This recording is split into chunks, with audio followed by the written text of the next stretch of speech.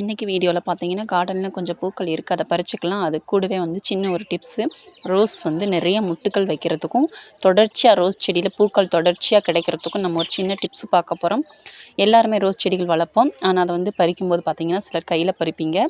அதை மாதிரி செய்யாதீங்க, சிசர் வச்சு பறிங்க. ப்ளஸ் வந்து நல்லா நீளமாக பறிங்க, 2 இலைகள் கீழே விட்டு பறிங்க. அது ஏன் சொல்கிறாங்கன்னா, அப்படி பறிக்கும்போது கீழே பார்த்தீங்கன்னா நிறைய அந்த பிரான்ச்சஸில் 2-3 துளிர்கள் அப்படியே வரும். ஒரு சில டைமில் நீங்கள் நல்ல உரங்கள் கொடுத்துருந்தீங்கன்னா இலைக்கு இலை கூட துளிர்கள் வரும். அந்த மாதிரி வரும்போது உங்களுக்கு நிறைய பிரான்ச்சஸ் உருவாகும், நிறைய முக்குகள் வைக்கும், செடியும் நல்லா பெருசாக வரும் சீக்கிரத்தில்.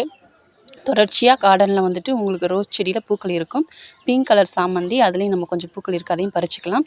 இன்றைக்கான அறுவடை பார்த்திங்கன்னா பன்னீர் ரோஸு, வாசனை தரக்கூடிய டபுள் டிலைட்டு, பேபி பிங்க்குன்னு சொல்லுவாங்க, பிங்க் கலர் சாமந்தி ப்ளஸ் கனகாமரம். எனக்கு பிடிச்சிருக்கு. உங்களுக்கு பிடிச்சிருந்தா லைக் பண்ணுங்கள். டிப்ஸ் பிடிச்சிருந்தா